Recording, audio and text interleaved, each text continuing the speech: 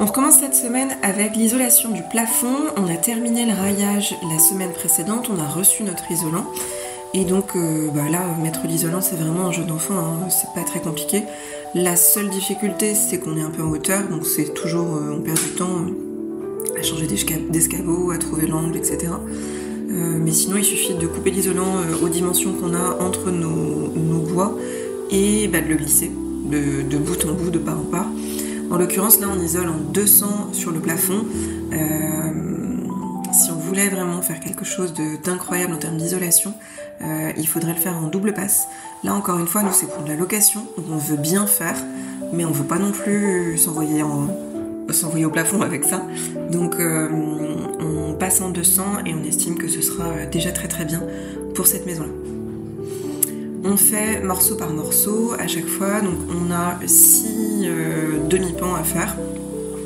Et l'isolation, ça a dû nous prendre grosso modo une petite journée. On n'était pas très très rapide, on en avait un peu plein les pattes parce qu'on avait une grosse livraison avec tout le placo, tout l'isolant et tous nos matériaux la veille.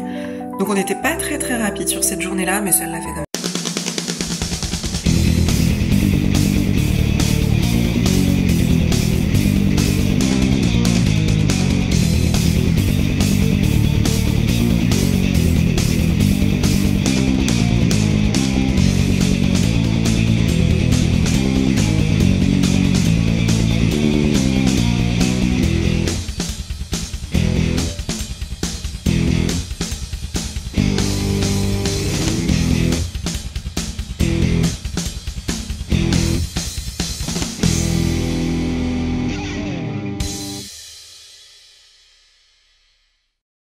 De notre semaine sur laquelle on a fait tous nos gravats en cassant des dalles, en cassant les cloisons et en recevant notre grosse commande avec tout le placo et ainsi de suite.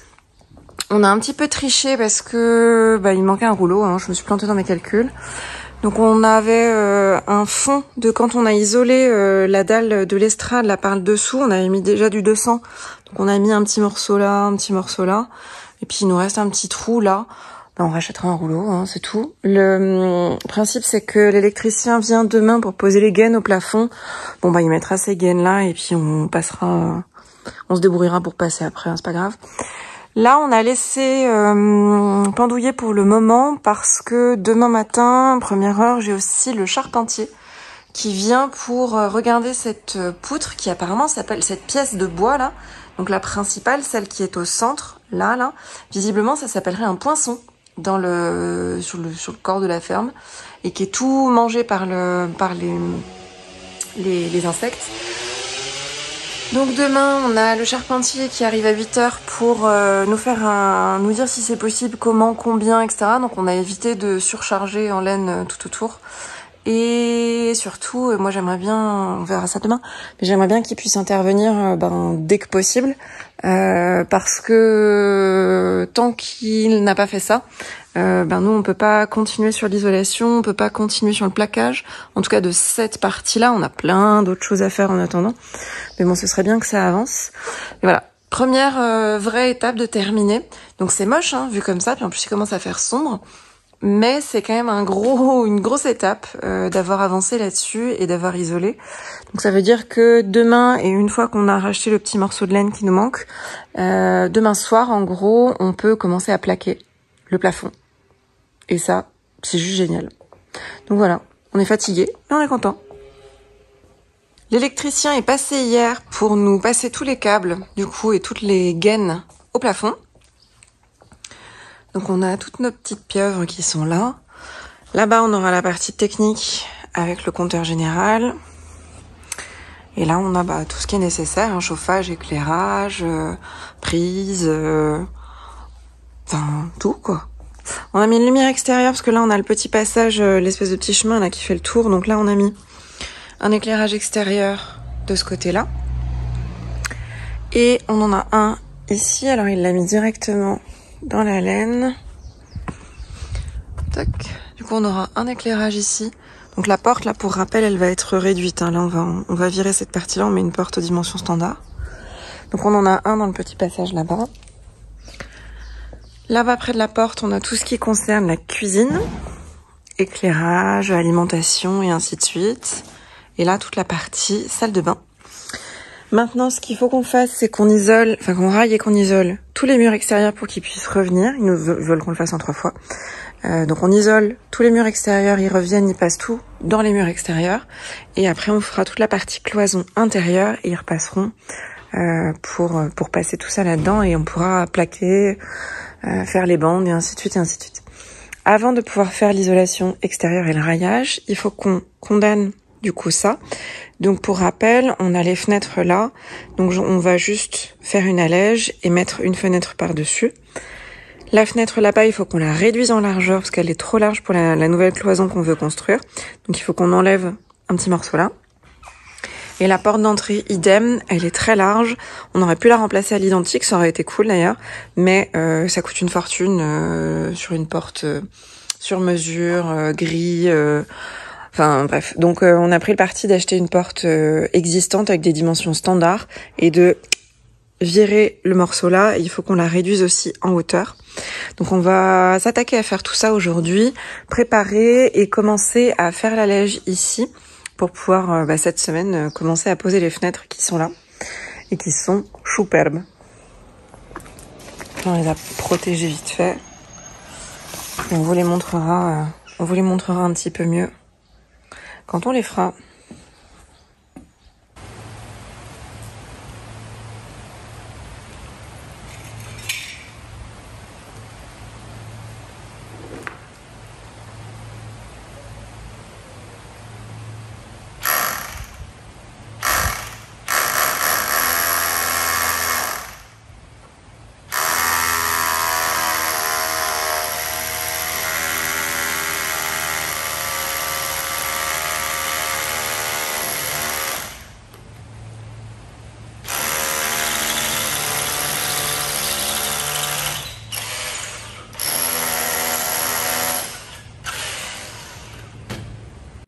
On perce nos trous pour pouvoir mettre les fers dans le béton, ils sont pris directement dans la structure. Donc on ferraille verticalement et horizontalement, et puis après on monte nos agglos. On a pris des agglos à bancher pour pouvoir bien les ferrailler et les remplir pour que ce soit le plus costaud possible. Parce que tout ça c'est des endroits qui vont recevoir des ouvertures, donc il fallait que ce soit ultra rigide. Donc à chaque fois on met un fer horizontal tous les 2 agglos et on a 3 fers verticaux là qu'on voit bien. Et dès qu'on met un fer en horizontal, on le fixe aux verticaux avec un fil de fer, on fait un petit nœud entre les deux pour que ce soit bien solidaire. Et après, on remplit de mortier dans les trous des agglos à bancher pour que les fers soient bien pris dedans. L'idée, c'est de se remettre du coup à même niveau que les fenêtres qui sont à gauche et à droite pour avoir une symétrie sur la façade.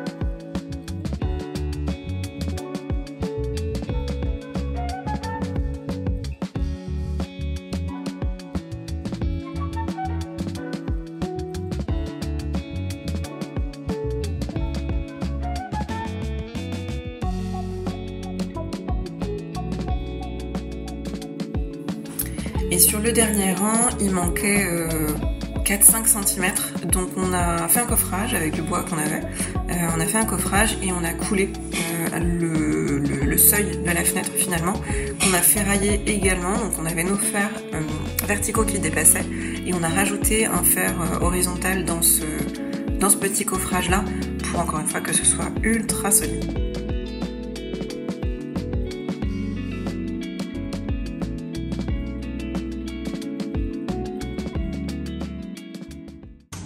On a bien avancé, on a décoffré ce matin ce qu'on avait fait hier. Donc, il y a juste la marque des serre-joints, mais sinon c'est ultra propre. Ouais, un peu de... Hop. C'est ultra propre et comme ça on va avoir un appui de fenêtre qui va être nickel. Il a plu hier sur la façade, donc bon, c'est pas plus mal. Ça a évité que ça tire trop vite, ça va sécher gentiment.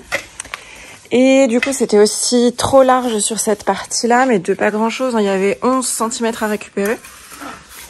Donc on a coupé des petits morceaux qu'on a banchés, qu'on a ferrés, qu'on a ferraillés, et comme ça, les uns dans les autres. Donc autant dire que ça ne bougera jamais.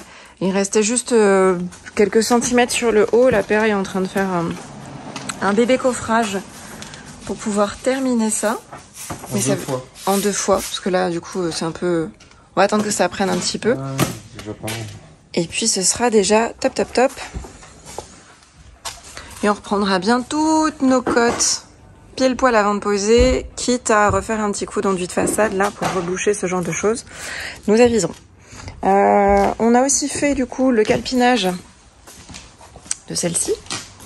Celle-ci, pour rappel, on a prolongé l'estrade, parce que ça, c'est une estrade en dur, donc on a fait une structure supplémentaire pour pouvoir mettre les chambres là-bas. Et du coup, la fenêtre, elle s'arrêtait trop loin, parce que la cloison va être en bordure d'estrade, avec la porte d'entrée de la chambre. Donc il fallait qu'on réduise un petit peu celle-ci, et tant qu'à faire, on la voit pas bien derrière le lainage, mais on s'est mis sur les mêmes dimensions que celle d'en face, pour que ce soit cohérent. Hop, et donc on a fait tout notre petit calpinage là, pareil avec des agglos à bancher.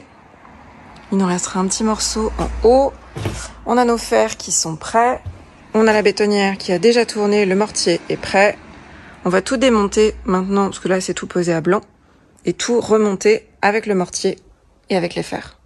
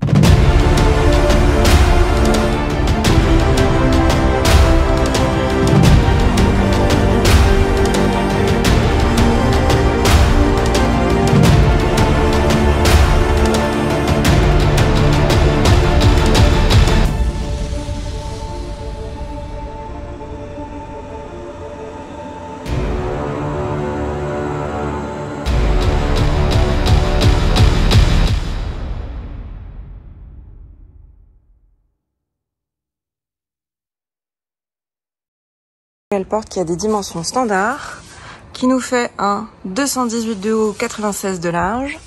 Et comme quoi, des fois on a de la chance. Un aglo plein là-bas. Et il me reste 96 et demi. Donc bon, on rabotera, une fois qu'ils seront tous posés, on rabotera un petit peu là, l'excroissance là, pour avoir bien notre centimètre de jeu entre les deux. Et puis surtout là, on est un peu crade, donc on verra, on pourra virer un peu d'enduit s'il faut, en remettre, en refaire, on verra. On verra une fois que ce sera posé. Mais du coup, j'ai préparé mes petits aglos, j'ai préparé mes percements, il y en a un qui est tout bouché là-bas, plein de poussière, pour pouvoir ferrer, le premier fer aussi en horizontal. On va monter tout ça. On va en monter 8. Une fois que les 8 seront montés, on va mettre un étai. Et on va mettre un linteau. Au début, on voulait faire un linteau béton, couler nous-mêmes avec des fers, etc., voire en acheter un. Et en fait, on s'est dit, la révélation divine, là, ça là, comme on est dans un ancien atelier de menuiserie, on a des morceaux de bois énormes. Et en plus, ça va être un linteau qui va pas supporter beaucoup de charge parce que du coup, le linteau, je vais le mettre à partir de 218 et mon ouverture fait 245. Donc en gros, si je compte mon étai, je vais avoir 3 agglos dessus. Donc mon étai va me servir à tenir 3 agglos uniquement. Et la porte, bien sûr. Le linteau, pardon. Et le linteau de structure, ben, il est déjà là en fait, il est déjà dans le mur. Donc moi, mon linteau à moi, il servira à tenir 3 agglos. Donc un agglo, ça fait allez, 15 kilos. Et puis on va mettre des standards là, parce que ceux-là, je les trouve beaucoup plus lourds. On va mettre des standards, des normaux. Donc ça doit faire 15 kilos. Donc en gros, il va y avoir 45 kilos répartis de manière linéaire sur un de mes gros morceaux de bois là. Donc en section, on est sur du 70 d'épaisseur. Franchement, ça va le faire, hein, ça va le faire tranquille. Donc la seule chose, c'est qu'il faudra percer de chaque côté pour pouvoir l'intégrer à gauche et à droite. Donc ça, je vais attendre d'avoir monté mes agglos, même s'il faudrait le faire avant. Je vais attendre d'avoir monté mes agglos pour percer de chaque côté. Là comme ça, je sais pas comment y aller, je sais pas où le faire exactement. Donc je le ferai une fois que ce sera sur place. Je mettrai un petit morceau de bâche pour éviter qu'il y en ait partout. Et puis on va se couler ça. Et une fois qu'on aura fait ça, on va laisser sécher. Théoriquement, il faudrait attendre des plombes, voire 4 semaines pour faire du crépi par-dessus. Sauf que moi j'ai plus de porte d'entrée et qu'on a quand même du matériel à l'intérieur. Donc le deal, c'est demain ou après-demain, une fois que ça a bien pris et que c'est quand même bien costaud, de poser la porte. Voilà. Et on va avancer comme ça et puis on crépira par la suite, on fera attention. Tout ce qu'on a fait là, c'est hyper costaud, ça bougera jamais. Donc il faudra faire les crépis aussi, les enduits pour que ce soit cohérent depuis la façade extérieure, parce que là on a des moellons en plus sur la façade extérieure, donc c'est bien moche. Et puis comme ça on pourra poser toutes nos ouvertures. Allez, c'est parti. Même chose que sur les fenêtres, il fallait réduire la largeur de la porte et ça tombait pile poil, j'avais un agglo de 50 sur toute la hauteur. Donc il suffisait de monter les agglos, j'ai mis 2 fers là en vertical et un horizontal tous les 2 agglos encore une fois et puis bancher dans les 2. On vérifie au niveau à chaque fois que tout est ok et puis on avance. Il y avait 8 agglos à monter au total.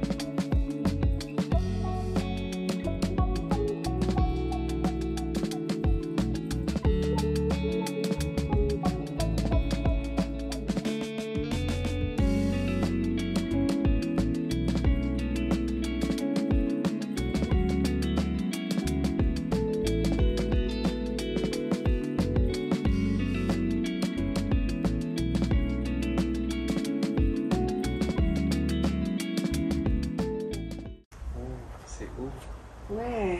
T'as réussi à mettre ton fer? J'en ai mis 1, 2, 3, 4. 4. Et 1, 2. Et le vertical? 1, 2. 2. C'est Oui. parfait. C'est ce qui était prévu. Il y en a un qui est là qu'on le voit. Moi j'en ai prévu un dernier. J'en ai prévu 6. Et ben en fait après faut mettre le linteau. Ah bah oui, il y a le manteau là. Il faut que tu m'aides pour le linteau parce qu'il faut qu'on démonte l'échafaudage pour prendre le machin, pour couper, pour truc, pour... Ah tu veux mettre lui? Ouais. Ah bah t'as bien fait là. Ah tu remplis comme ça, ouais, c'est con. Bon bah... t'es la femme parfaite hein. Tu peux le dire plus fort? La femme... T'es la femme guinguette. La femme guinguette, ouais. La femme guinguette. T'es bien amusée aujourd'hui? Tu fais plein de choses. Ah t'es contente. Pour le linteau, PA a commencé par disquer le positionnement du linteau pour avoir une ouverture qui soit la plus propre possible. Et la suite, du coup, on l'a fait au marteau perfo pour pouvoir casser ce qu'il y avait à l'intérieur et retirer la brique et demie en fait qui nous gênait pour pouvoir positionner notre linteau. Donc ça, on l'a fait des deux côtés et après on a pu enchasser le linteau à l'intérieur sans aucun problème.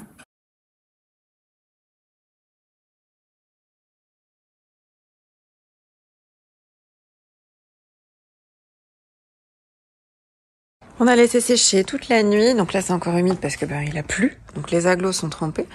Donc on avait bien pu mettre un bois là et brancher sur cette partie-là. Là c'était le raccord entre nos deux bois, on le voit bien. Et là on avait plus de mortier, hein. C'était la fin de chantier, fin de journée. Et puis il était 21h passé, donc on n'a pas continué. Hein. J'ai pas montré non plus parce qu'on a fini, il faisait nuit noire. Mais donc on a bien posé notre bois, notre linteau en bois là, et on avait pile poil 3 blocs au-dessus. Donc on a mis des blocs standards parce qu'on avait que 20 cm de haut et les blocs à brancher font 25. Et même là, on a triché parce qu'il pareil, il nous restait 20 cm. Donc en fait, c'était la porte parfaite parce que là, pas une seule découpe, que des blocs de 50. Celui-ci, c'est un bloc d'angle ou je sais pas. Et en tout cas, il n'est pas coupé, c'est vraiment une démarcation qui est dessus. Au-dessus, un petit bloc standard en 20 de haut. 3 blocs, il y a juste lui, on a été obligé de lui casser ses ailettes et c'est tout. Et donc d'extérieur, ça donnera ça. Avec notre petite sortie élec déjà pour la partie éclairage. Et la poutre, on la repeindra de la couleur de la façade puisque de toute façon, comme on a modifié les ouvrants, on va reprendre toute cette partie-là en enduit en essayant d'avoir quelque chose du plus cohérent possible avec le reste du bâtiment. Et on repassera un coup de peinture sur tout parce que c'est moche, il y a des couleurs, etc. Bref. Donc voilà où nous en sommes de ce côté-là. Je vais faire un petit peu de mélange, un petit peu de mortier pour combler le morceau qui nous reste là. Et comme ça, on sera ok. Encore une fois, théoriquement, il faudrait attendre 3-4 semaines avant de pouvoir installer quelques menuiseries que ce soit dedans. Sauf que, en fait, nous, on a du matériel là. On a besoin que ce soit fermé. Donc on installera la porte prochainement. Là, à mon avis, d'ici à ce week-end, on va se l'installer. Et ce que je vais faire aussi dans la foulée, c'est que sur nos tableaux, donc les tableaux, c'est la partie maçonnée en fait qu'il y a autour des fenêtres, sur lesquelles on va venir prendre les fenêtres. Il y en a certains sur lesquels on n'est pas bon en termes de cote partout, parce que du coup là toutes les ouvertures étaient faites complètement sur mesure, et il y en a certaines où on n'est pas, il manque pas grand chose, mais il manque 5 mm, soit d'un côté, soit en haut, soit en bas. Donc je vais refaire faire un petit peu d'enduit de façade aussi pour pouvoir faire ça et reprendre un peu les seuils par exemple qui sont comme ça là, dans lesquels on avait les anciennes fenêtres. Donc je vais reprendre un peu les seuils, reprendre un peu les côtés, reprendre tout ça, reprendre là aussi pareil avec une planche de coffrage et du mortier pour pouvoir mettre les ouvrants le plus vite possible et avancer. Pour retirer les fenêtres façon verrière qu'on avait dans l'atelier, on aurait bien aimé réussir à les enlever en un seul morceau, potentiellement pour les réutiliser dans un autre projet ou à un autre endroit, faire une verrière intérieure, enfin, on avait plein d'idées, mais quand on a commencé à se pencher vraiment sur la question, c'était pas possible parce que elles ont été montées sur place, donc ça veut dire que les montants horizontaux qui font toute la longueur de la fenêtre était plus large que la fenêtre et était pris dans la maçonnerie, dans le mur, assez loin. Donc c'était juste pas possible de les récupérer. Les verres étaient ultra fragiles, c'était vraiment du simple vitrage très fin. Donc on a fini par se faire une raison et casser en fait tous les vitrages un par un. On avait mis une bâche en dessous pour en récupérer le maximum et éviter de faire trop de dégâts. Casser tous les vitrages et puis après avec la grosse disqueuse, meuler à certains endroits la structure de la fenêtre pour pouvoir la retirer. Et c'est dommage qu'on n'ait pas pu les conserver, mais vraiment, on n'a pas trouvé de solution pour pouvoir le faire en moins de 8 jours par fenêtre.